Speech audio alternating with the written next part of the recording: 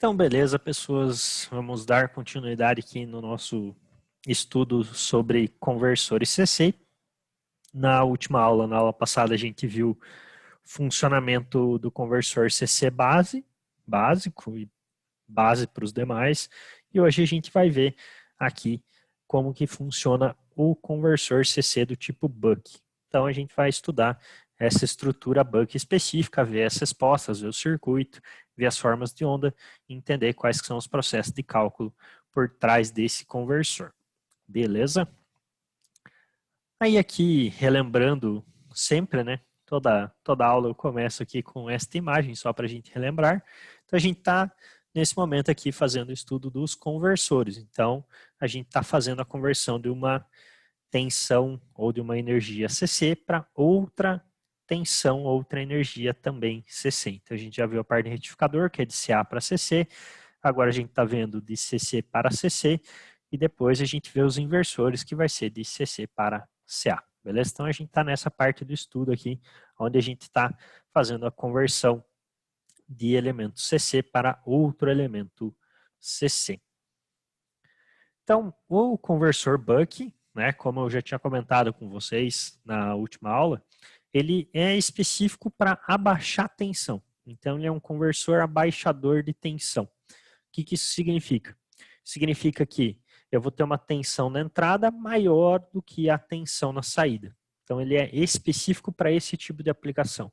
No momento onde eu quero, digamos assim, regular uma tensão. Eu tenho uma tensão de entrada sempre maior do que a tensão de saída. Essa regulagem, obviamente, ela pode acontecer dentro de qualquer faixa. Então, eu consigo regular desde 0% da minha tensão de entrada até 100% da minha tensão de entrada.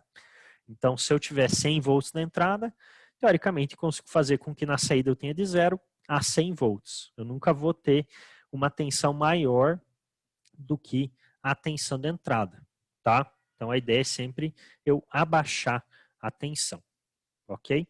E esse conversor aqui, ele vai ser bem básico e ele vai trabalhar muito em cima daquelas informações que a gente viu do conversor base da última aula, beleza? A diferença aqui básica que a gente vai ter é que a gente vai incorporar um filtro na saída. Do conversor da aula passada, a gente acabou só vendo a parte do chaveamento em si. Então, a gente tinha a fonte na entrada, uma chave e o nosso resistor da saída. Aqui a gente também vai continuar tendo esses elementos, porém a gente vai incrementar e colocar o filtro na saída. Dessa forma, o que vai acontecer? Vai acontecer que eu vou parar de ter aquela resposta quadrada que eu tinha no nosso elemento base e vou começar a ter uma resposta muito mais linear nesse tipo de conversor. Então, a gente sai daquela resposta em PWM, que a gente viu da aula passada, e passa a ter uma resposta realmente linear aqui. A gente pode falar que, nesse caso específico, a gente vai trabalhar sem ondulação no sinal de saída, beleza? Lembram lá que o conversor da aula passada, a gente viu que a gente conseguia baixar a tensão também, né? Porém, a gente trabalhava sempre com a tensão média. Então, ele ficava ligado, desligado, ligado, desligado, ligado, desligado. E daí a tensão média de ficar chaveando ele fazia com que eu tivesse uma tensão específica, mas a tensão de pico e a tensão eficaz eram diferentes da tensão média. Nesse conversor aqui, a gente vai ter que a tensão de pico, a tensão eficaz e a tensão média vão ser a mesma. Então, a gente não vai mais ter aquele sinal indo do máximo para a mínima, para máxima, para mínima, para máxima, para mínima a todo momento. A gente vai continuar tendo chaveamento, mas esse chaveamento, por causa do filtro, vai gerar uma resposta para a gente muito mais linear do que aquela resposta que a gente viu anteriormente. Beleza? Então, esse aqui é o nosso conversor, ok? A gente vai ter aqui duas tensões específicas que a gente vai precisar analisar, que vai ser o VO, que vai ser justamente a tensão da saída, a tensão sobre o resistor, sobre a nossa carga, e esse VAB aqui é essa tensão basicamente sobre o diodo, que é a tensão antes desse nosso filtro, tá? que eu já vou falar mais sobre ele para vocês. Então, essa tensão VAB é a tensão antes do filtro e a tensão VO é a tensão de saída. Basicamente, essa tensão VAB aqui é a tensão chaveada, que é exatamente a mesma do conversor base que a gente viu na aula anterior. Beleza? O que a gente está fazendo aqui apenas? A gente está apenas incrementando esse filtro LC aqui. Então, eu vou colocar um indutor e vou colocar um capacitor. O capacitor ele vai estar em paralelo com a nossa carga de saída e o indutor ele está em série com a carga e com o capacitor. Então, esse indutor ele está em série com esses dois componentes e o capacitor aqui ele está em paralelo com o RO.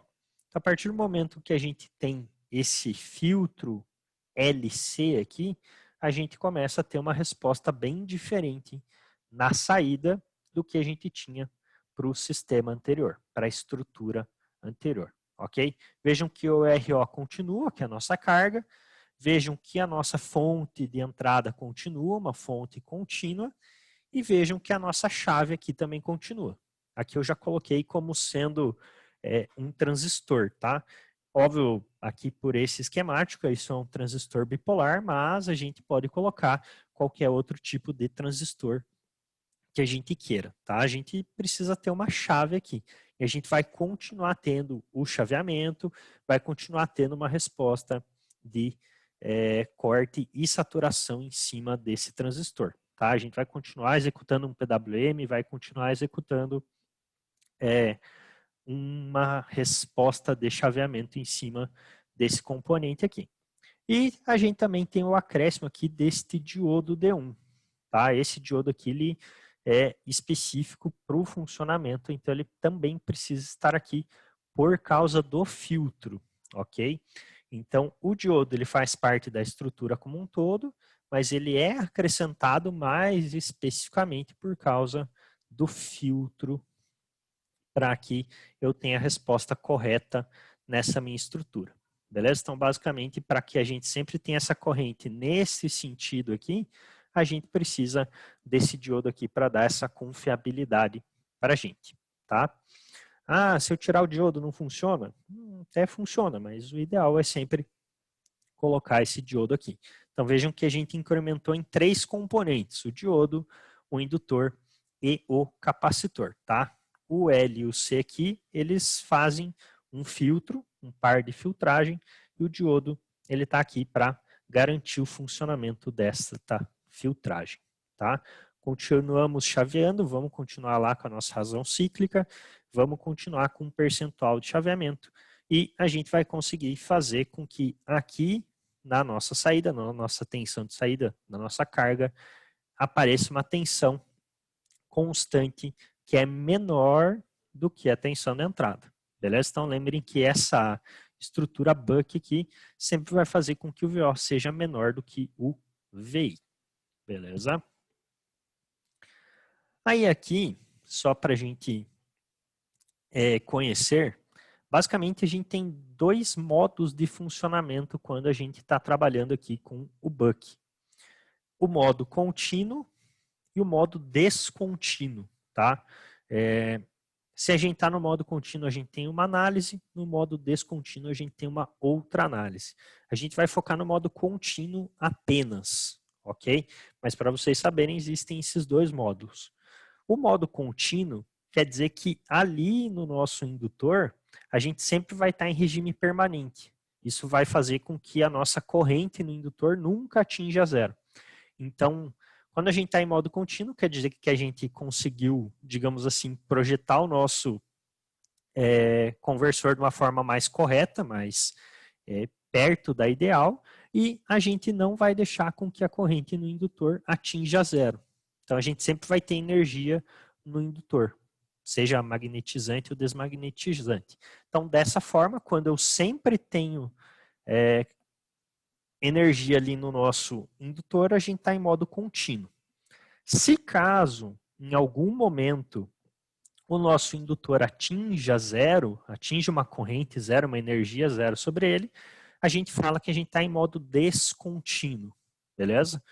Basicamente, a gente vai chavear o sistema, né? Então, a gente vai ter duas etapas. Uma primeira etapa onde o sistema está conduzindo e uma segunda etapa onde o sistema não está conduzindo. A chave, no caso, né? Chave aberta e chave fechada. Se está tudo certo, durante a chave fechada, eu vou ter corrente no indutor, beleza? E quando eu abrir a chave, o indutor, ele vai circular essa corrente pela carga e vai conseguir fazer com que essa corrente se mantenha até o próximo ciclo de chave fechada, beleza? Então, nesse caso, a gente considera que é contínuo. No caso descontínuo, o que acontece? Acontece que a chave está fechada, está demandando energia para o indutor, beleza? Chave abriu, o indutor manda energia carregada para a carga, porém, essa energia ela acaba antes da próxima fechagem ou da próximo estado fechado da chave. Então, quando a energia no indutor acaba antes que a chave feche novamente, antes que ela comece a conduzir novamente, aí sim a gente chama de estado descontínuo, beleza? Então, basicamente, a gente pode falar que no estado contínuo a gente tem duas etapas de análise e no estado descontínuo a gente teria 3 etapas de análise, porque a gente teria que analisar o nosso indutor com zero de corrente, porque ele vai responder de uma forma diferente quando ele tem corrente sobre ele e quando ele não tem corrente sobre ele, beleza? Mas o ideal, obviamente, é que o conversor ele sempre trabalhe em modo contínuo. Então, o ideal é que a gente consiga fazer com que a nossa energia sempre exista e sempre esteja rodando sobre o nosso elemento indutivo. Então, o projeto do conversor em si é ideal que consiga atingir esse modo contínuo, beleza? E a gente vai focar nessa estrutura, tá? A gente vai focar em analisar se ele está em modo contínuo. Modo descontínuo, por enquanto, a gente vai deixar de lado, beleza? Tranquilo até aqui? Fez sentido? De boas? Não de boas?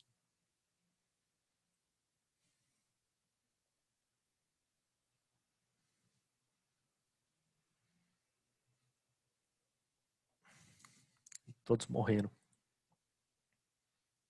Ok, olha só, muito obrigado.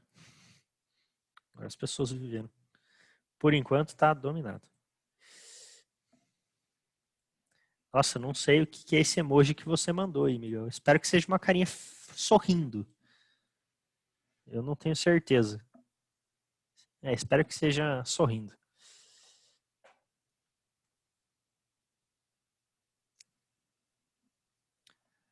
Nossa, o maluco tá falando de drone agora. Beleza, aqui eu acabei adiantando um pouco, né, das nossas etapas durante o modo contínuo. Então,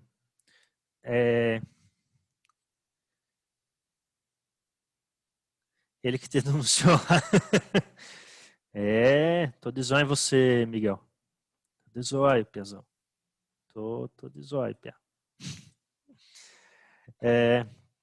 Então, aqui são as nossas duas etapas dentro do modo contínuo. Então, a primeira etapa, ela vai de 0 até um tempo TS, beleza? Lembrando de aqui razão cíclica, aonde a minha chave está fechada, tá? Então, se a chave está fechada, o que vai acontecer? Vai acontecer que a fonte vai demandar energia para o nosso circuito, vai demandar energia para o indutor, vai demandar energia para o capacitor e vai demandar energia ali para a nossa carga, tá? Então, a fonte está demandando energia total. Na segunda etapa aqui, com a chave aberta, o que vai acontecer? Do tempo DTS até o TS. Então, parte do ciclo até o tempo final ali da minha frequência. O que vai acontecer? Vai acontecer que a chave vai abrir, então o diodo ele vai começar a entrar em condução, e nisso, a própria energia que vai estar sobre o indutor, a energia que carregou no indutor, que vai começar a fluir pela nossa carga, ok? Então, a energia desmagnetizante ali do indutor vai começar a fluir sobre a nossa carga. Ai, ai. Agradeço. Agora dá para ver que é um paz e amor ali. Agradecido. Mas é o falso embaixo. Falso. Ai, ai. Tô de zóio em tudo vocês, pessoal. Mas tudo dá certo. Isso que importa. Lembre-se disso. Importante é saúde, galera. Beleza? Então essas aqui são as nossas duas etapas de funcionamento, tá? Então, uma etapa com a chave aberta e uma etapa com a chave fechada, tá? Para ficar mais visual aqui, o que acontece? Então, na primeira etapa, onde a chave ela está fechada, a chave ela está conduzindo. Então, vou ter uma energia que vai, ou uma corrente que vai sair aqui do VI, vai passar pela chave, vai passar pelo nosso indutor, vai passar pelo capacitor e vai passar pela carga, beleza? Esse diodo ele não vai estar conduzindo. Por quê? A gente tem o positivo aqui em cima e o negativo aqui embaixo para essa nossa fonte. Ou seja, a gente vai ter positivo aqui aonde está esse nó A e negativo onde está o nó B. Então a minha tensão sobre esse diodo aqui, ela não está correta para que eu tenha a polarização. Então, nesse primeiro ciclo, nessa primeira etapa, aonde a chave está fechada, o diodo não conduz. Então, é como se o diodo tivesse aberto. O que vai conduzir? O indutor, o capacitor e o nosso R, o nosso resistor de carga, tá? Lembrem que, obviamente, né, o indutor e o capacitor, eles têm todo o período de carga deles, né? Então, o capacitor, ele vai começar com 0 de tensão e corrente máxima. A corrente ela vai diminuindo até um certo ponto e a tensão ela vai aumentando até um certo ponto. Isso não é instantâneo, né? Lembrem que a gente tem aquele 5 tal de período de carga. Obviamente que o mais importante aqui é a gente analisar o regime permanente, é isso que mais importa para a gente. A gente não precisa necessariamente analisar esse período de carga, porque ele, a princípio, vai ser bastante pequeno para o nosso circuito. Ele vai ser normalmente desconsiderável, mas a gente tem esse processo de carga no capacitor, ok? Para que ele possa carregar uma energia, para que no próximo ciclo ele consiga desarmazenar essa energia na carga. E o indutor, a mesma coisa. O indutor ele vai começar com a corrente zero e a tensão em máxima. Essa tensão ela vai caindo ao longo do tempo e essa corrente ela vai aumentando, tá?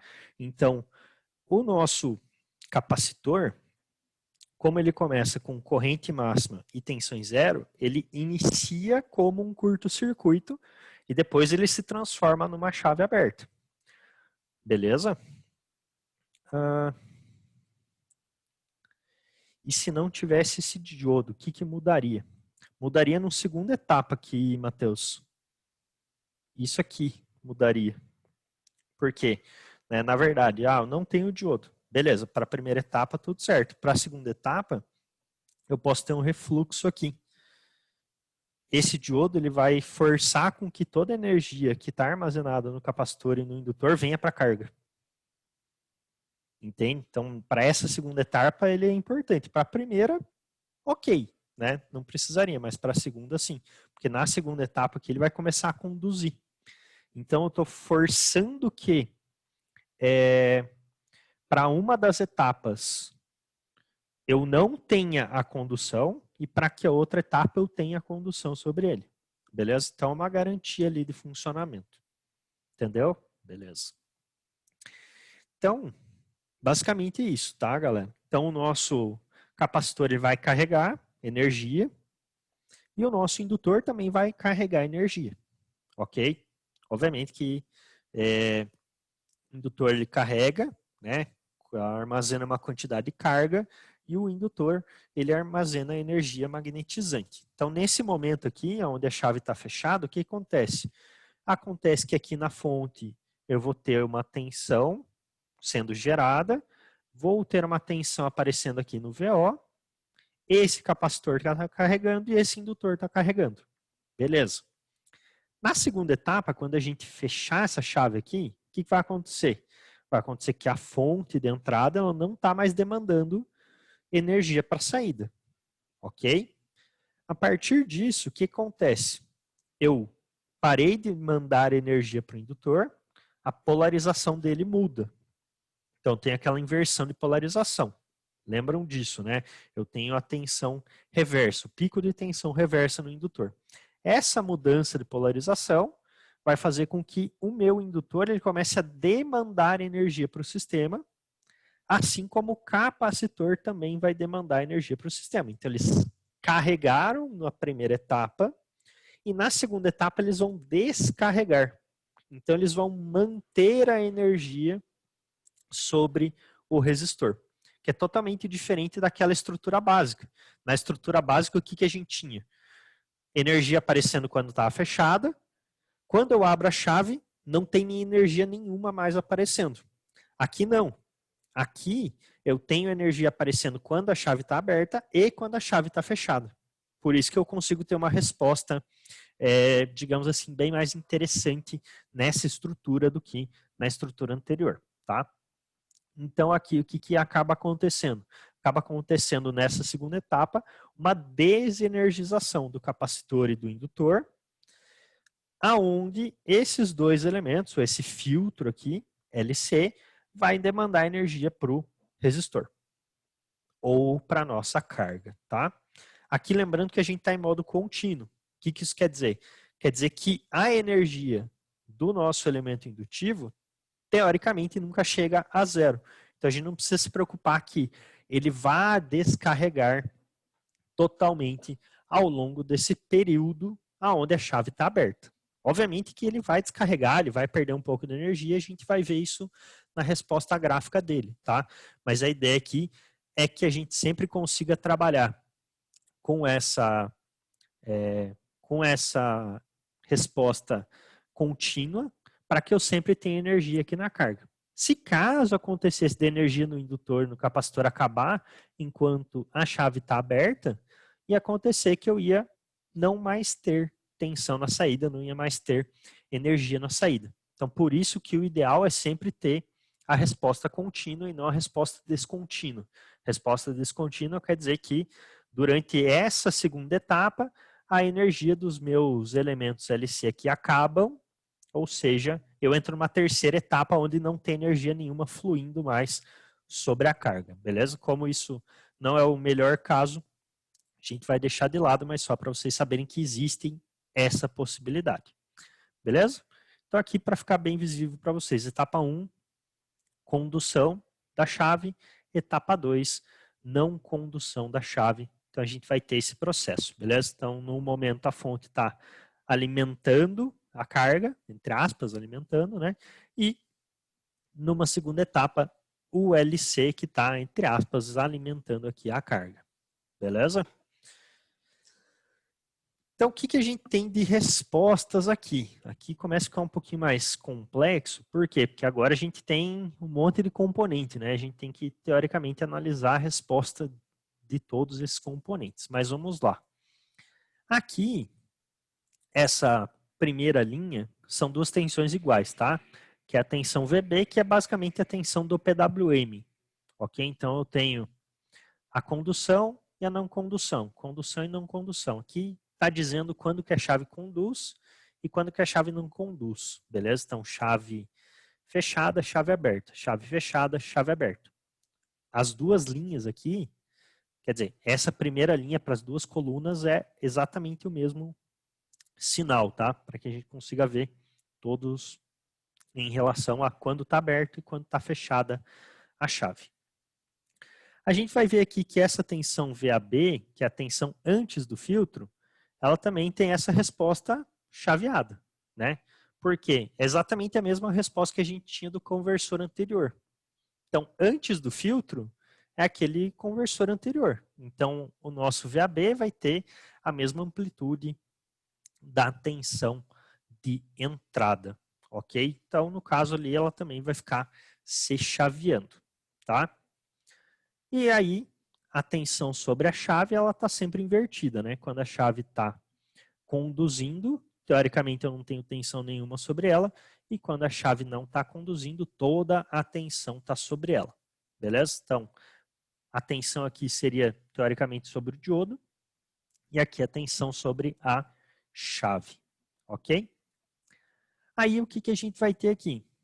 Aqui, nessa terceira linha, a gente tem a corrente sobre o indutor. Então, essa corrente sobre o indutor, o que vai acontecer sobre ela? Ela vai ficar carregando e descarregando, carregando e descarregando, carregando e descarregando. Por isso que ela tem essa resposta triangular aqui. Tá? Isso aqui a gente já está vendo no espectro, digamos assim, mais para frente, não necessariamente no instante zero do sistema. No instante zero tem uma resposta, um transitório um pouco estranho, que a gente vai ver daqui a pouco, até que o sistema se estabilize. Tá?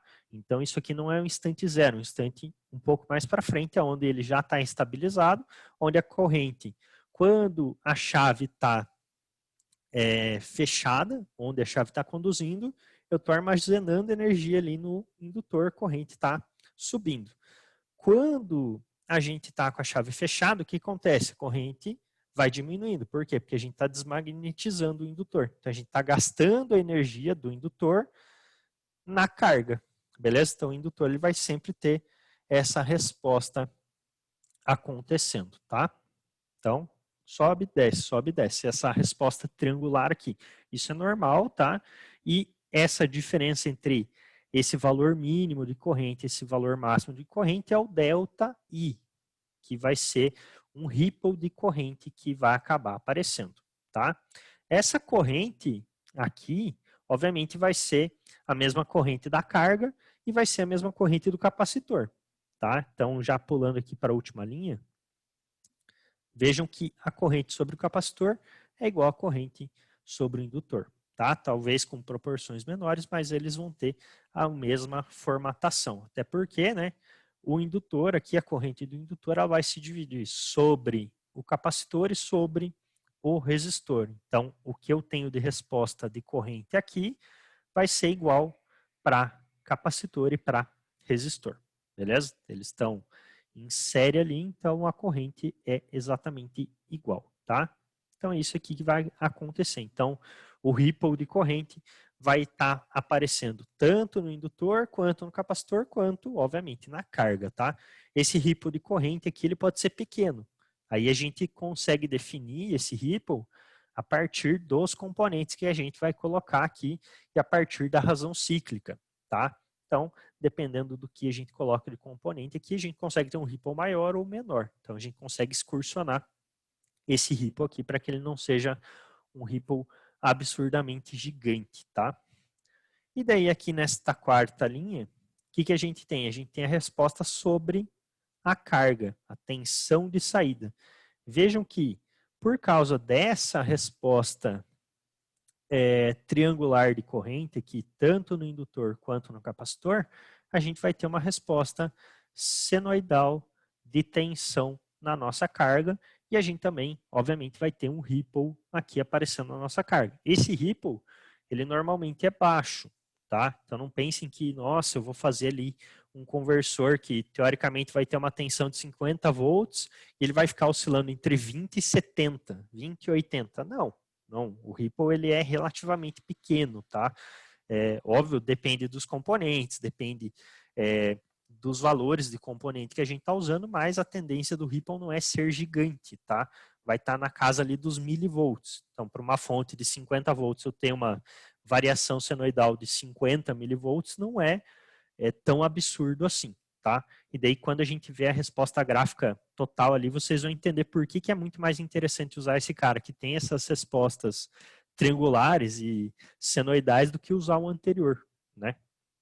Justamente porque isso aqui vai gerar para a gente uma quantidade bem interessante de melhoria na resposta do sistema, beleza? E aqui a corrente sobre a chave, né? Então a corrente ela vai ser crescente conforme a corrente do indutor e a corrente sobre o diodo, que ela vai ser decrescente conforme a corrente no indutor. Pô, Prisana, mas por que aqui não é triangular? Porque na chave não é triangular, porque no diodo não é triangular? Porque a chave ela só vai estar conduzindo em metade do tempo. Então, em metade do tempo, a corrente ela vai estar subindo. E ela só está conduzindo em metade do tempo. Então, ela só tem corrente em metade do tempo. Metade aqui pelo gráfico, né, por considerando. A gente pode escolher qualquer razão cíclica, podia ser 30% do tempo. Mas uma parcela do tempo. Então, na parcela do tempo que a chave está conduzindo, tem corrente sobre ela. E não tem corrente sobre o diodo, porque o diodo não está conduzindo. Quando a chave para de conduzir, não tem corrente sobre ela e a corrente está sobre o diodo. Então, por isso que a gente tem essa resposta aqui, meio triangular, meio quadrada na chave e no diodo. Beleza? Justamente porque a chave ela só pega parte da condução e o diodo pega a outra parte da condução. A corrente no capacitor, no indutor e na carga, elas são correntes que estão aparecendo em 100% do tempo. Na chave e no diodo, não. Beleza? Por isso que a gente tem essas respostas em específico aqui, tá?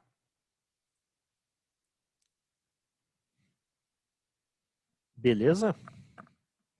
Eu sei que são várias curvas aqui, mas fez sentido aqui, por enquanto, pessoas, essas curvas aqui, porque dos formatos delas?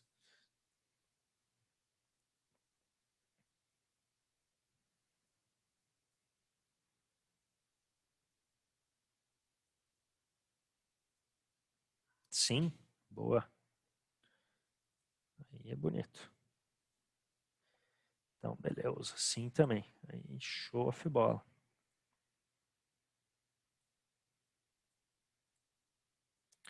Então, beleza. Então, vamos lá. Aqui, o nosso ganho estático, tá? O que significa? Significa que conforme a gente for aumentando a razão cíclica, a gente vai aumentando a nossa possibilidade de ganho, tá? Lembrando que o ganho é VO por VI. Então, se a nossa razão cíclica é de 100% ou 1, o nosso ganho é 1. Então, eu tenho 100 volts na entrada, razão cíclica de 1, 100 volts na saída. Se a minha razão cíclica for 0,5, 50%, quer dizer que o meu ganho é 0,5, é 50%. 100 volts na entrada, razão cíclica de meio, 50 volts na saída, tá? Então, lembrem que o PWM que vai definir qual que vai ser o meu valor de tensão na saída, tá? Então, o meu PWM ou o meu PFM, eu sempre inverto, PFM, que vai definir qual que é a minha resposta em tensão na saída, beleza? A resposta em corrente, óbvio, vai depender da carga, mas a resposta em tensão a gente define por esse ganho estático, tá? Então, conforme eu mexo na razão cíclica, eu mexo no ganho. Lembrem lá que quando a gente fala de razão cíclica, a gente está falando do percentual de tempo que a chave está conduzindo em relação ao percentual de tempo total, tá? Então a gente vai chavear aquela chave. A gente vai ligar e desligar ela. Chavear a chave é boa, né? Com uma frequência. Então vou ter uma frequência eu consigo definir um período. Então nesse período eu vou ter uma porção do tempo da chave conduzindo e uma porção do tempo da chave não conduzindo. Quanto maior a porção de tempo que a chave conduz, mais ganho eu acabo tendo. Beleza? Esse gráfico aqui ele é praticamente igual ao que a gente... Praticamente não, é igual ao que a gente viu do anterior, porque né, os dois sistemas funcionam exatamente da mesma forma. Ganho de tensão aqui, Matheus. Beleza? Então aqui a gente sempre está falando de ganho de tensão, tá? Que daí no caso você pode pensar assim, ó, eu tenho 100 volts na entrada e eu dei um ganho de 0,5, ou seja, eu dei uma atenuação, né? Eu dei um ganho de 0,5, então quer dizer que na minha saída eu vou ter 50 volts, beleza? Então sempre aqui o nosso ganho está relacionado a VO divididos por VI, beleza? VO, VI gera o meu ganho. Então tá bom. Aqui são as nossas tensões, né, as nossas relações de tensão. Então vejam que nesse caso específico, mais uma vez a gente vai ter que o VI de entrada vai ser igual ao VI médio, que vai ser igual ao VI eficaz, que vai ser igual ao VI de pico. Por quê? a gente está falando de uma fonte de tensão contínua. Então, ela é linear, né? Além de ser contínua, ela é linear e ela é plana, né? Então, no caso, a tensão média e a eficácia de pico são sempre a mesma, tá? Ela não está tendo oscilação. Então, aqui, o nosso VI é igual a qualquer uma dessas tensões. E o nosso VO aqui vai ser especificamente o nosso VO médio. Isso que é o mais importante para a gente, tá? Mas para essa estrutura Buck, o nosso VOF, que é o nosso VO eficaz, também é igual ao VO. Ou seja, a gente pode fazer a mesma caracterização da tensão de entrada para a tensão de saída. Então a gente não tem, como era o caso anterior, uma análise onde a gente vai ter uma tensão de pico que é diferente da tensão eficaz, que é diferente da tensão média. Não, essas três tensões vão ser iguais quando eu estiver em regime permanente. Beleza? Então, em regime permanente, a gente tem sempre as mesmas tensões. Então, VO é igual a médio, eficaz e pico. Beleza? Então, facilita um monte para a gente, digamos assim, a análise. Tá? E o nosso VO, ele é determinado por VI, que vai multiplicar a nossa razão cíclica, que é o nosso D, que é o nosso valor percentual. Beleza? 50%, 20%, 70%. Então, nossa tensão de saída ela sempre vai estar relacionada à tensão de entrada multiplicada por essa razão cíclica. Isso também vai ser sempre igual ao VAB médio. Beleza? Então, a tensão que aparece aqui na saída é igual à tensão média que aparece entre VA e VB. Beleza? Que depois eu vou complementar, eu esqueci de colocar um médio aqui, VA médio. Beleza? Então, é igual VAB médio. Então, tensões de entrada e saída aqui é extremamente fácil de calcular, né? Vejam que não tem muito estresse aqui em relação a calcular tensão de entrada e de saída, como a gente tinha algumas fórmulas mais interessantes lá em relação às tensões de entrada e saída para as outras estruturas.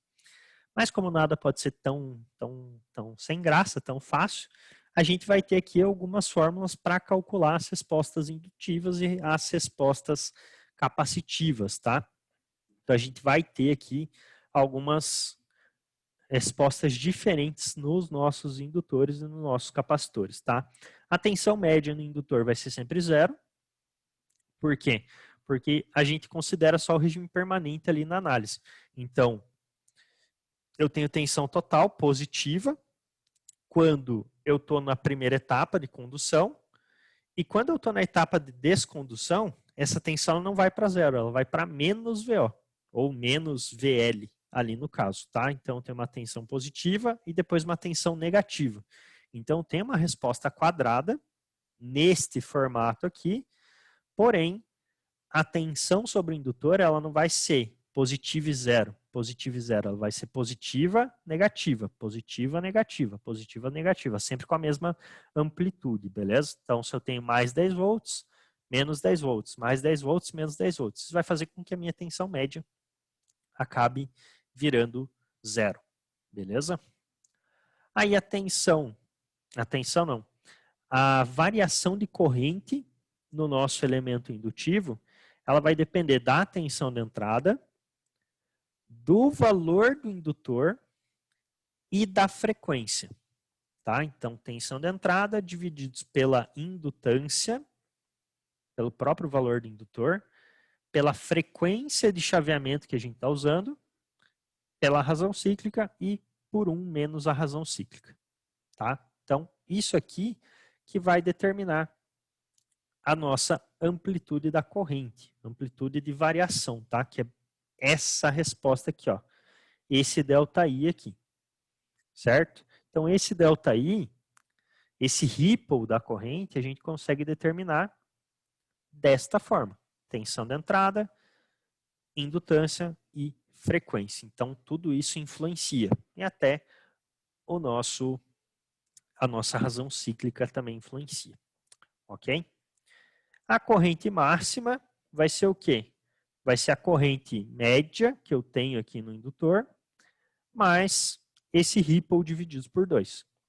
Beleza? Então, se eu tenho uma corrente média de 1 ampere e o meu ripple é de 200 mili, quer dizer que entre a máxima e a mínima eu tenho 200 mili. Então, entre a máxima e a mínima eu tenho 200 mili. Então, eu pego essa corrente média aqui e somo metade desse ripple. Eu vou achar a corrente máxima. Beleza? Então, vejam que está anotado aqui também o que é esse ripple, o que é a corrente média, o que é a corrente máxima, tá? Se eu quisesse saber qual é a corrente mínima, aqui eu não coloquei a fórmula, mas a gente pega o IOL, no caso, a corrente do indutor, menos o nosso ripple de corrente no indutor dividido por 2, beleza? Segue a mesma ideia, só que em vez de somar, subtrai. Então, daí a gente consegue achar qual que é a corrente máxima, qual que é a corrente mínima e qual que é a corrente média, beleza?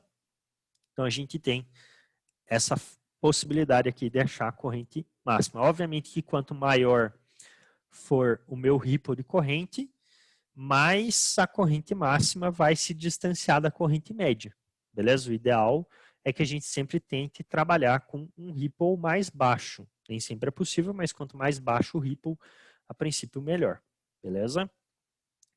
E daí a corrente eficaz aqui é esse demônio que está aqui. Não, mentira, tá louco?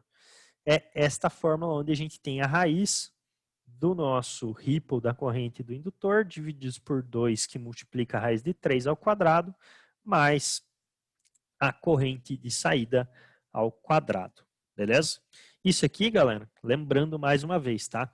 Tem uma dedução específica para a gente chegar nesse caso, mas como envolve derivação e integração, eu não faço a dedução aqui para vocês, tá? Eu só coloco a fórmula final, o resultado final da fórmula, tá? Mas tem todo um processo para a gente chegar nessa corrente eficaz. Depois vocês podem dar uma olhada lá no material complementar que eu disponibilizo para vocês, caso vocês queiram olhar todo o passo a passo de cálculo, tá bom? Mas como envolve derivada integral, eu não faço a dedução aqui para vocês, beleza? Mas corrente eficaz é determinada por isso tudo aqui. Aí a gente tem aqui o delta da corrente máxima, também, que é uma outra forma de a gente fazer esse cálculo, tá? Então, qual que é a variação aqui? Onde depende do VI dividido por 4, que multiplica o L e que multiplica a frequência. Isso aqui, essa fórmula aqui é boa para quê? Porque a gente pode inverter aqui o L com esse ΔI, com esse ripple de corrente que a gente quer, e caso a gente faça essa inversão, a gente consegue descobrir um valor de indutância para uma frequência que está estabelecida, para uma tensão de entrada que está estabelecida e para um ripple que eu quero trabalhar. Então, eu consigo calcular o valor de indutor dependendo do meu ripple. Beleza? Então, óbvio que o VI ele tem que ser conhecido e a nossa frequência de chaveamento também tem que ser conhecida, tá? Então, se eu sei que eu vou trabalhar com uma fonte de 100 volts na entrada e vou trabalhar com uma frequência de chaveamento de 20K, por exemplo, eu quero um ripple de 100 mA. Beleza, eu coloco o ripple de 100 mA aqui e acho qual que é o valor indutivo que eu precisaria ter para ter esse ripple de 100 mA em função de uma frequência de chaveamento já pré-estabelecida e de uma tensão de entrada já pré-estabelecida, tá? Então, essa fórmula aqui ela é boa justamente porque ela vai ajudar a gente encontrar o valor indutivo para a gente, tá? E aqui, uma forma mais prática que a gente consiga enxergar é que o quê? A minha resposta de ripple da corrente, ela acaba mudando conforme a razão cíclica, tá? Então, se eu tenho uma razão cíclica de 0,5, o meu ripple de corrente ele vai ser 0,25. Então, 250 mA. Ou um fator de multiplicação para outro valor que eu queira usar. E caso eu tenha lá uma razão cíclica de, por exemplo, 0,2, eu vou ter com que o ripple ele é 0,16.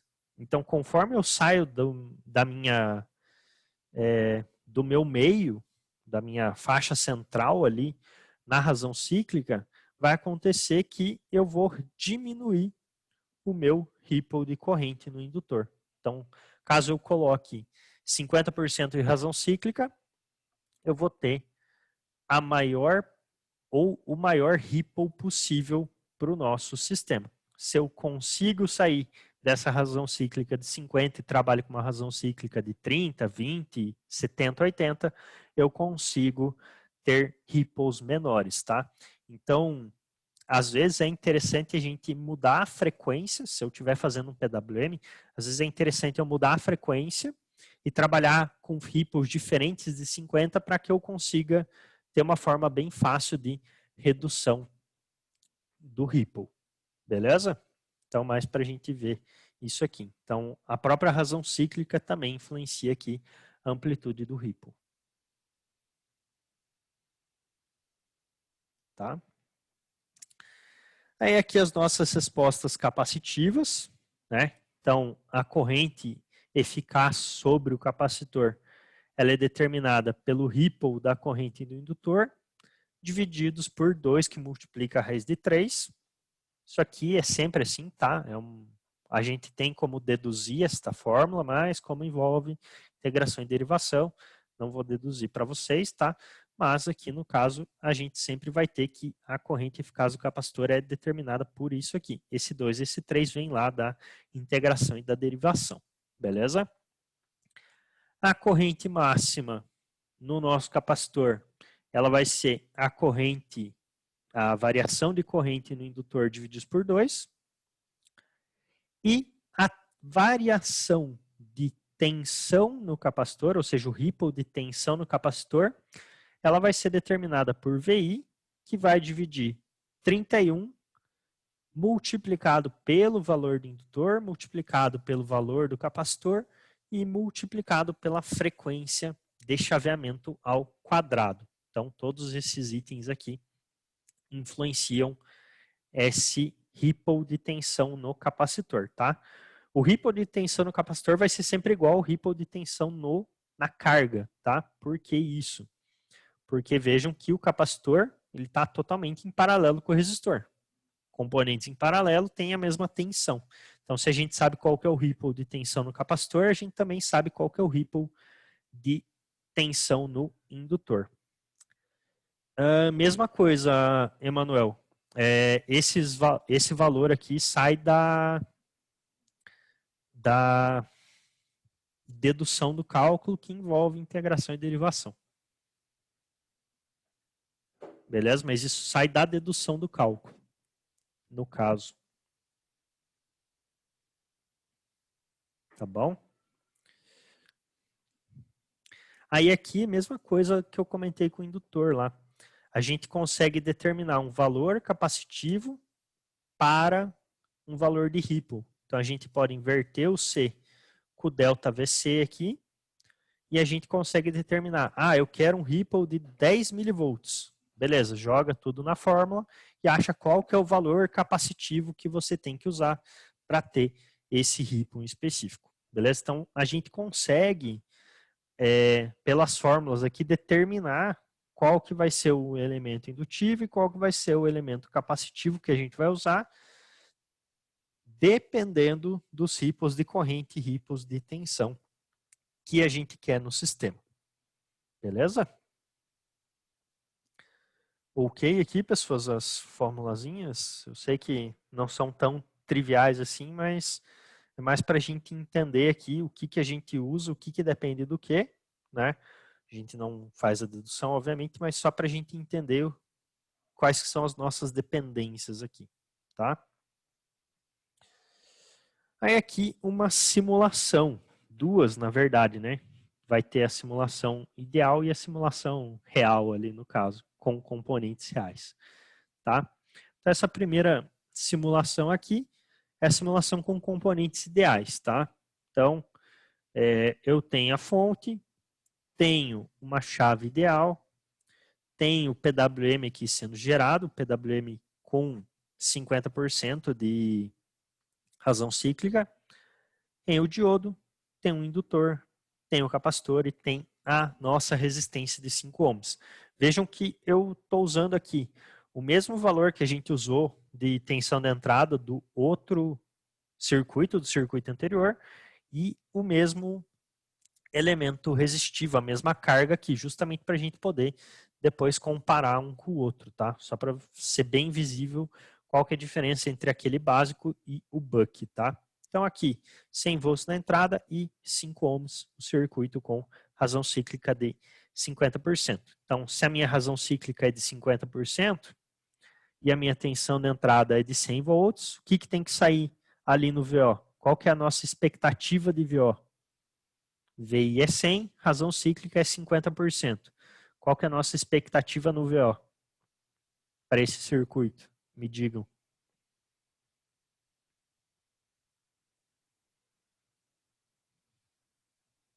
Tan. 100 multiplicado por 0,5. Qual que é a nossa tensão VO aqui? Qual que é o VO, galera? Acorda.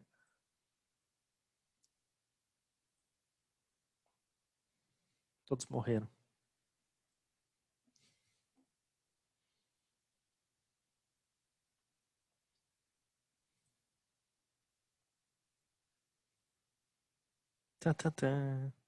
Tan.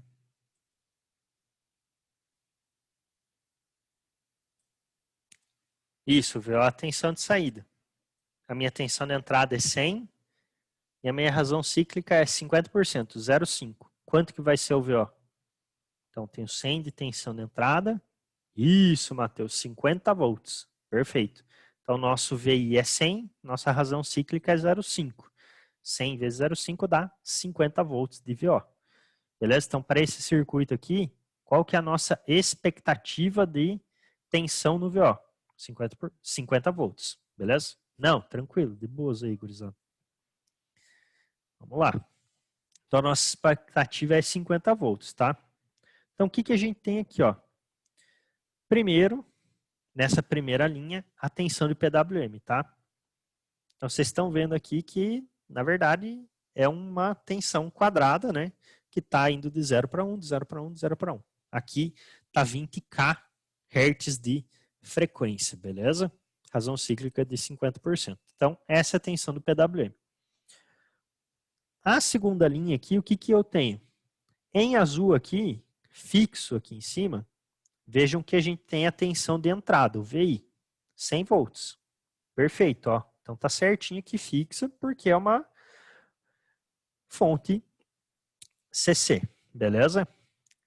A tensão VAB é a tensão antes do filtro, certo? Então vejam que essa tensão VAB, tensão antes do filtro, é exatamente igual à forma do PWM, que era aquela mesma resposta que a gente tinha visto para o circuito básico, certo?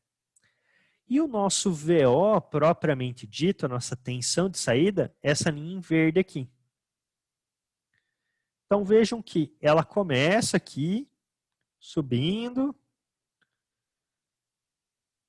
ela está desestabilizada, daí ela sobe, desce, até se estabilizar em 50 volts. Beleza? Então vejam que eu tenho um transitório acontecendo. Eu tenho um processo de oscilação, onde ela vai oscilando até se estabilizar no valor que a gente gostaria de ter. Ok? Então vejam aqui que essa linha verde ela está tendo um processo de estabilização. Tá? Então, isso acontece por quê? Por causa do filtro LC e por causa ali do diodo.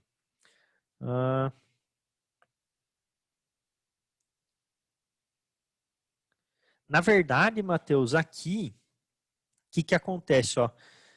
Eu tenho, na verdade, essa queda aqui ela não acontece por causa da segunda etapa, porque a primeira etapa ela está acontecendo nesse pedacinho aqui, ó, bem onde está o meu mouse ali. A segunda etapa acontece aqui.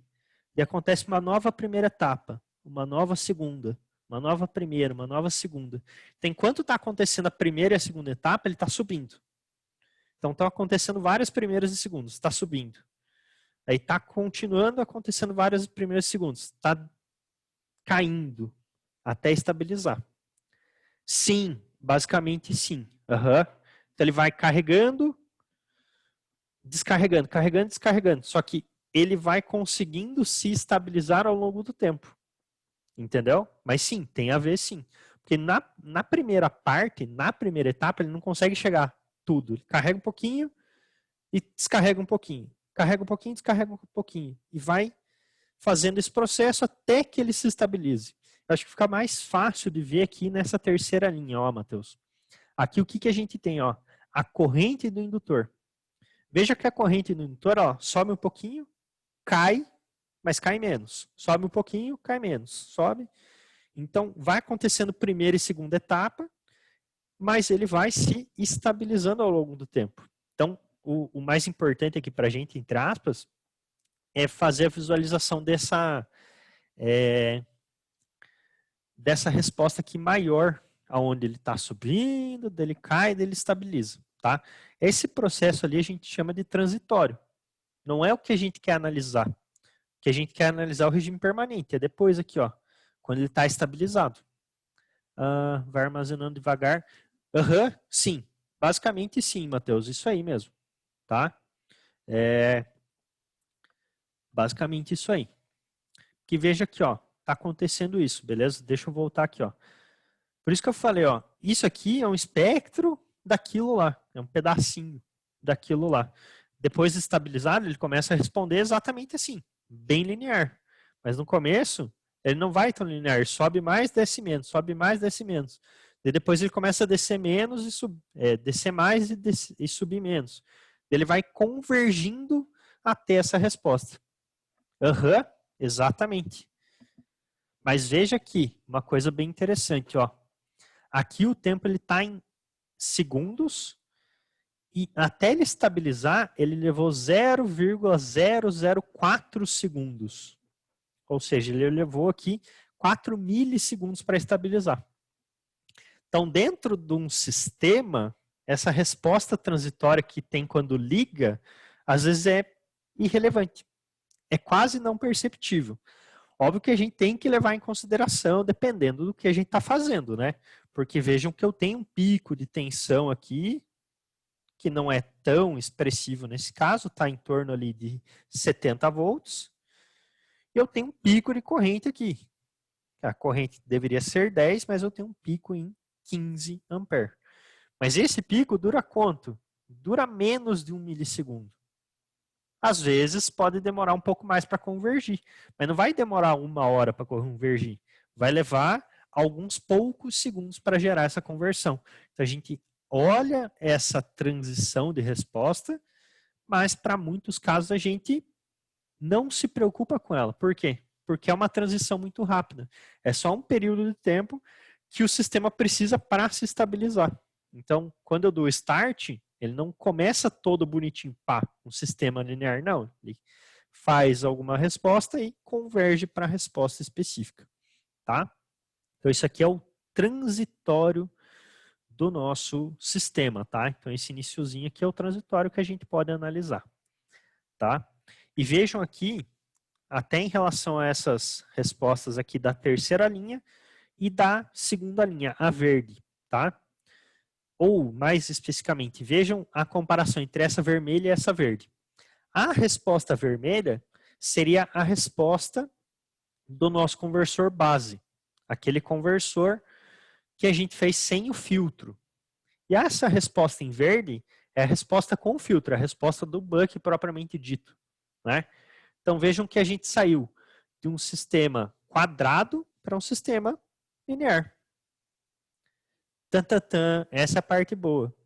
Tantantan, calma que eu já mostro aqui a outra simulação. Nossa, sobrou um quadro ali que não era para ter sobrado. Já mostro essa outra simulação aqui. Beleza?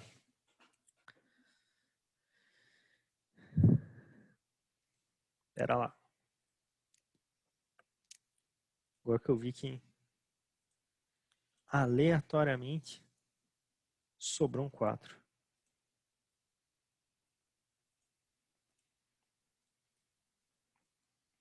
Depois eu arrumo lá para vocês. Meu Deus, cadê? Tá aqui. Então, beleza. Tá? Então, essa é a resposta que a gente tem. E olhando aqui, daí, ó, Matheus, olhando depois, um período de tempo mais para frente, ó, quando ele já está estabilizado, vejam que aqui eu peguei do 0,095 até o 0,01. Então, do 9 mil e meio até o 10 mil. Beleza? Onde ele já está estabilizado. Essa aqui é a resposta da saída. Se a gente ampliar. A gente tem uma senoide na saída. Mas vejam, ó, o ripple dessa senoide é um ripple de 0,8 volts. 80 milivolts de ripple.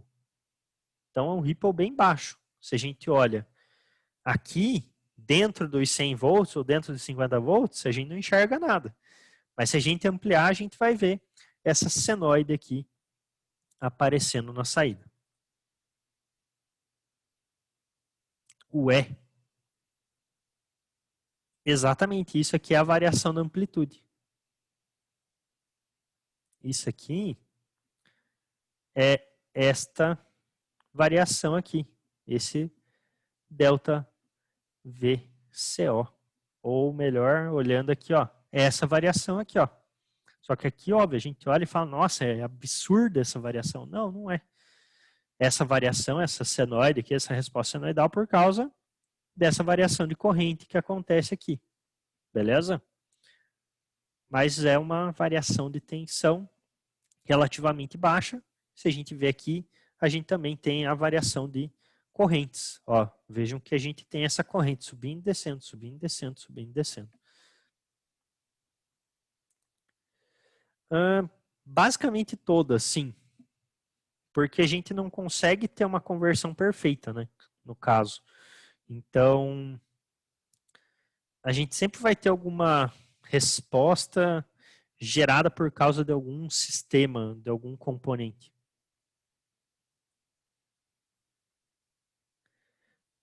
É, pior que a gente acha, mas não é. Na teoria, até esse conversor ele tem 100% de eficiência. Mas se a gente olhar para a nossa simulação com os componentes reais, a gente vai ver ali que isso pode chegar a ter 70%, dependendo das estruturas que a gente usa. Mas nada de conversão é 100%. Nada. Nenhuma conversão é 100%. Tanto que existe uma área específica que a gente que a gente estuda os conversores de alta eficiência, que é lá os conversores com 98, 99% de eficiência, mas não tem um conversor com 100, né? Esquece não ler. Mas sim, Matheus, tem sim. Na verdade, uma fonte CC é isso. Se você for olhar ela lá, tipo, no detalhe, você vai ver isso aqui. Dependendo da estrutura que ela usa, né? Até, ó, lá no comecinho, falei para não, já li já era. Escreveu, já era, já, Pezão. Ó, essa aqui é uma fonte comercial. Isso é uma fonte buck comercial. Ela é 100%? Não. Ela tem uma resposta totalmente linear? Não, ela tem uma resposta senoidal. Só que se você for olhar nos 12 volts, você não vê. Você olha e fala, não, essa fonte aqui tem essa resposta aqui, ó, não, é reto? Não. Daí você vai lá e olha no pentelésimo do volt. Daí o que você vai enxergar? Você vai enxergar isso aqui, você fala, olha só. E eu achando que essa fonte era retinha, mas ela tem uma senoide ali aparecendo com um ripple de 8 milivolts. Mas, poxa, o que é 8 milivolts em 12, 15? É quase nada, mas existe, né? No osciloscópio dá para ver, exatamente. No multímetro, óbvio, vou pôr multímetro ali, você não vai enxergar nada, né? Mas no osciloscópio você consegue analisar essas respostas. Beleza? Então, toda fonte tem isso aqui. Até ideal tem, imagine as outras, né? Beleza, Matheus? Aí aqui as nossas respostas, né? Então, só para vocês verem os valores que deveriam ter dado e os valores de simulação. Então, 50 volts na saída. Aqui um ripple de 80 milivolts, acabou dando ali um ripple de 78 na simulação. Corrente média na saída com 10 amperes. Aqui a potência é 500 e 500. Ô, Zé. Deixa eu arrumar aqui, que senão depois eu esqueço. Anotei errado. Fui copiar a tabela da aula passada. Dá nisso.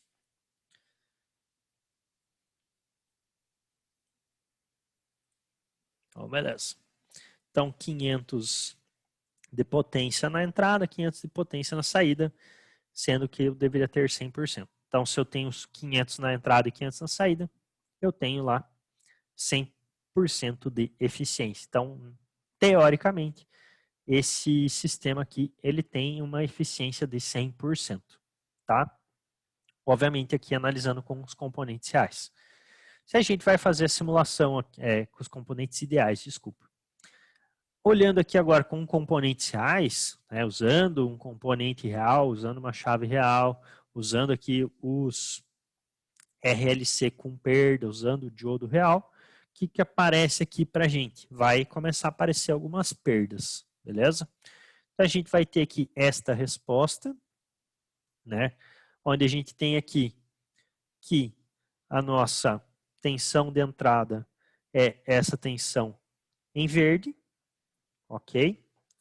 A nossa tensão de saída é essa nossa tensão em vermelho. Vejam que ela está bem linearzinha a princípio.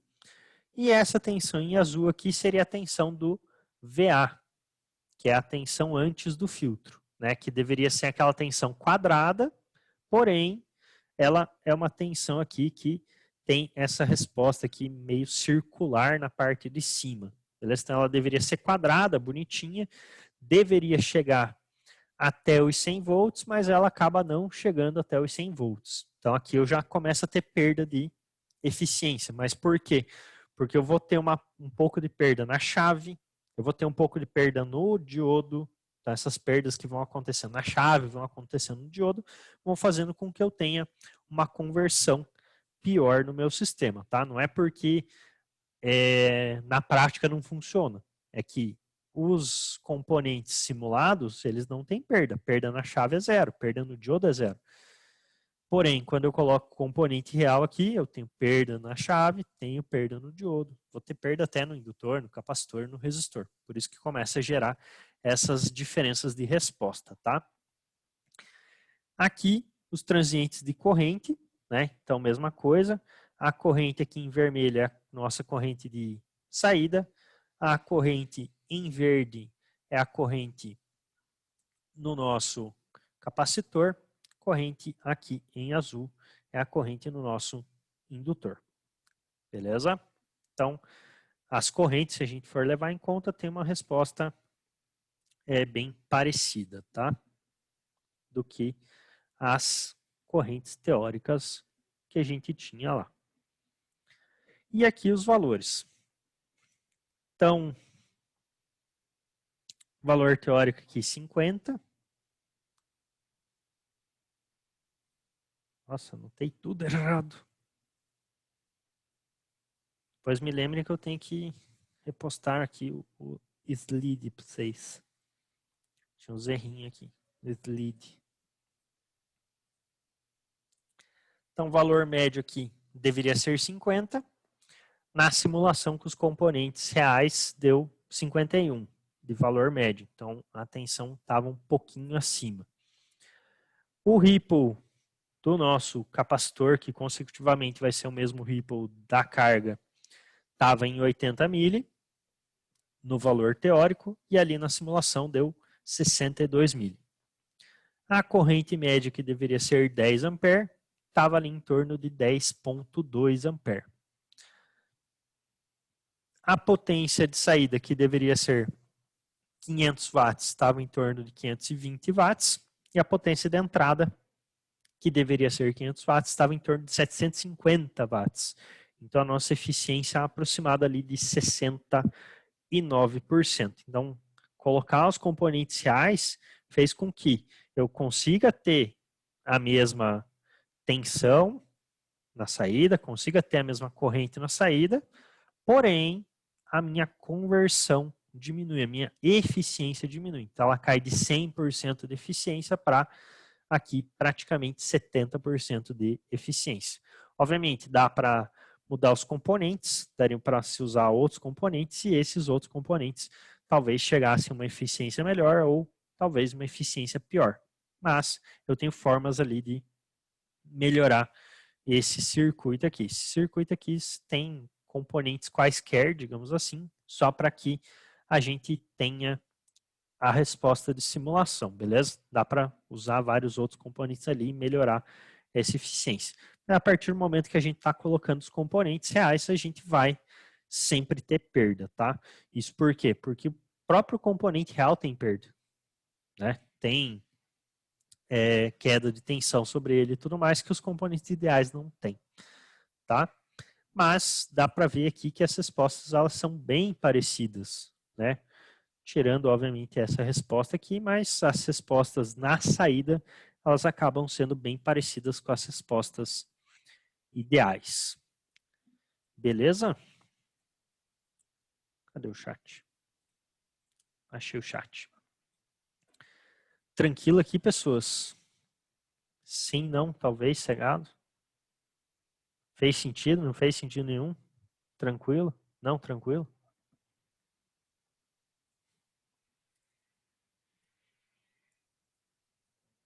Sim, beleza.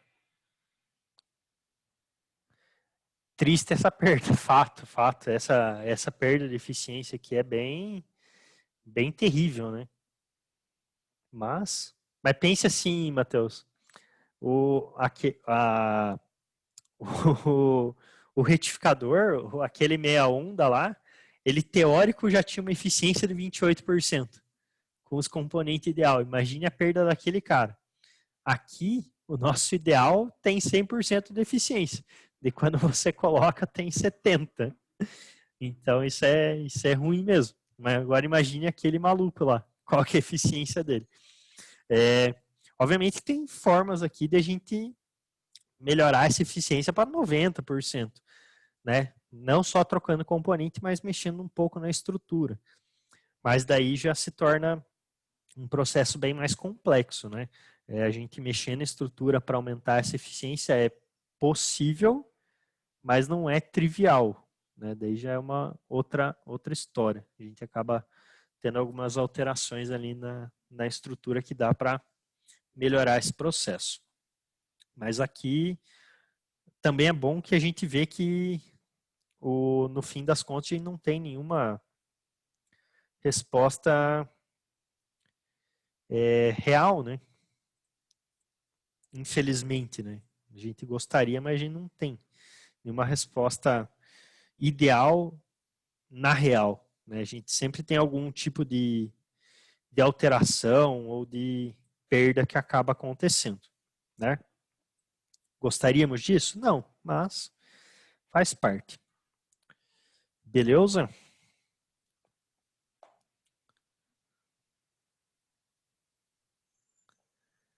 E esse aqui, por ser muito difícil, galera, eu vou deixar para vocês fazerem. Esse aqui é muito complicado, então eu vou deixar para vocês calcularem esse aí hoje. Muito difícil esse.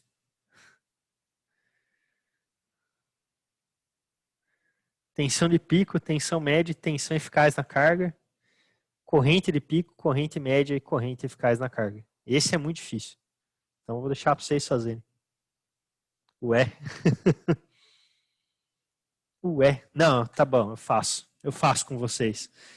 Vamos fazer, vamos fazer. Vamos lá. Vamos abrir o nosso Word aqui e vamos fazer.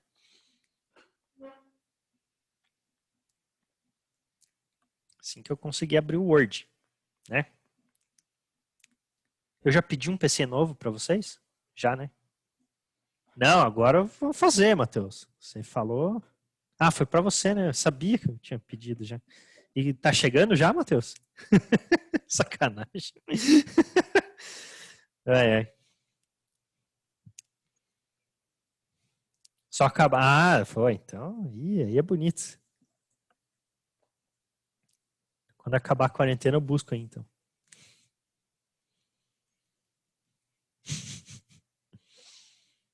Oh, nossa, você vem me entregar ainda. Nossa, que magnífico.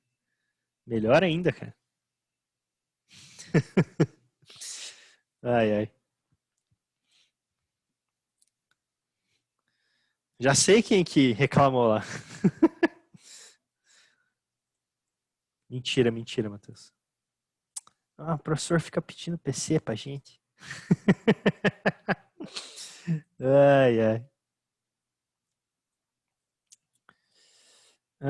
Deixa eu copiar aqui. Então vamos lá. Então, beleza.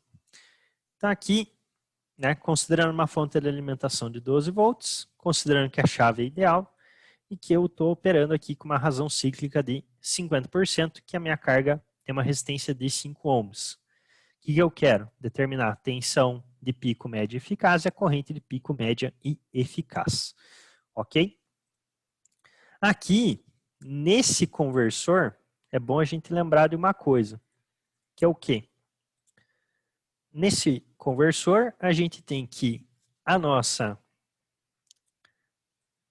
tensão VO, ela é determinada especificamente pela nossa tensão média. Então, toda vez que a gente fala de VO, a gente está falando da tensão média. Beleza? Porém, a tensão média, nesse caso, também é igual à tensão eficaz, que também é igual à tensão de pico, tá? Obviamente, em regime permanente, tá? A gente viu ali que eu tenho um pico específico acontecendo, mas não é aquele pico que a gente quer. A gente não quer naquela região de transição, naquele transitório. A gente quer no regime permanente. No regime permanente, tensão média e eficácia de pico são exatamente iguais. Beleza? Então, em regime permanente, todas as tensões são iguais. E o nosso VO, ele é determinado pelo quê? Que a gente viu ali na fórmula. Ele é determinado por VI, que multiplica D, que é a nossa razão cíclica. Beleza? Então, aqui a gente tem que o nosso VO, ele é igual a 12, que vai multiplicar 0,5. Então, o nosso VO, ele é igual a 6 volts. Beleza? Então, o VO que eu acabei de calcular de 6 volts, ele vale para o médio, para o eficaz e para o pico. Beleza? E, obviamente, o mesmo vale para a corrente. Então, corrente, média, eficaz e pico vai ser igual, tá? Então, para a gente calcular aqui a nossa IO, a nossa corrente de saída, o que eu vou fazer? A gente vai fazer aqui a nossa tensão, VO, dividido pela nossa resistência, RO. Então, o nosso IO aqui vai ser igual a 6 divididos por 5. E o nosso IO aqui vai ser igual a 6 divididos por 5, que é 1,2 ampere. Então, essa corrente aqui serve para os 3. Então, esse conversor aqui, a gente calcular as tensões e correntes de saída é moleza. O que vai ser complicado é fazer os cálculos relacionados às correntes e tensões do indutor e do capacitor. Beleza? Mas o que mais importa para a gente aqui é isto aqui. Beleza? Ah, Presiado, e calcula aí o ripple de tensão. Eu não sei qual que é o capacitor. Eu não sei qual que é a frequência. Então não tem como calcular nesse caso. Então a gente não consegue calcular aqui qual que vai ser o ripple, tanto de corrente quanto de tensão, porque a gente precisa, para calcular essas coisas, frequência do chaveamento, valor do indutor e valor do capacitor. A gente tem esses valores aqui? Não.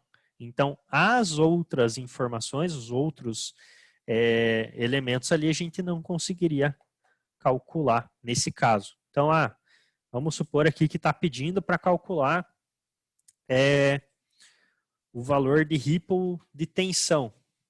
Dá para calcular? Não. Faltam informações para calcular. A gente consegue calcular esses valores que estão aqui.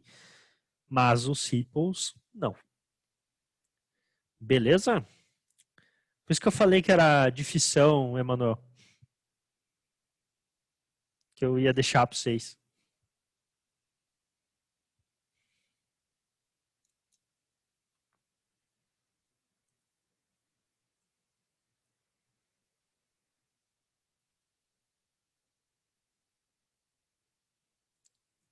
Beleza?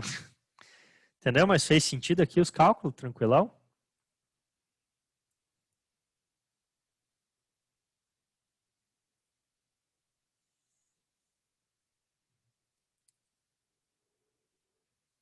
Tranquilo aí, galera?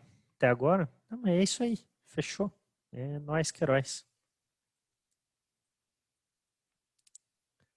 Dúvidas, perguntas, questionamentos, meus caros? Tudo dominado?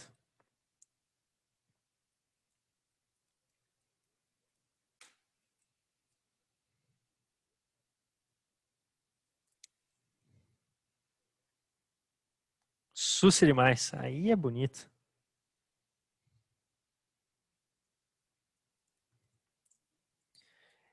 No real.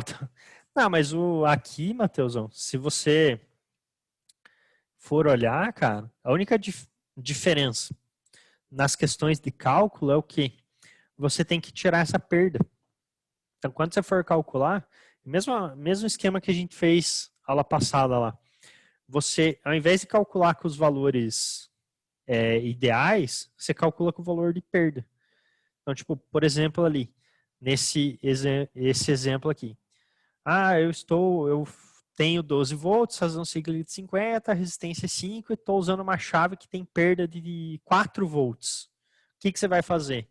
Ao invés de você calcular com 12 volts, você calcula ela com a perda.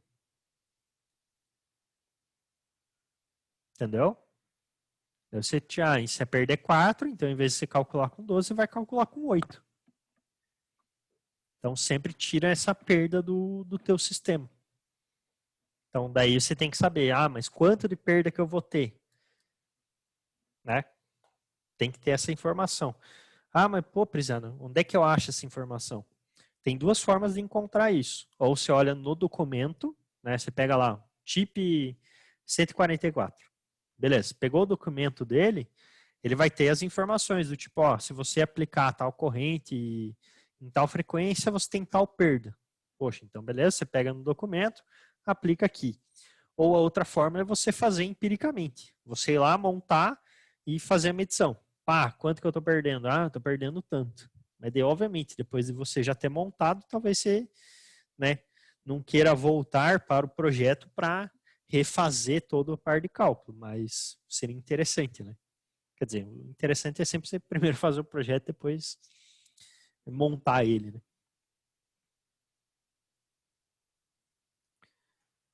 Beleza?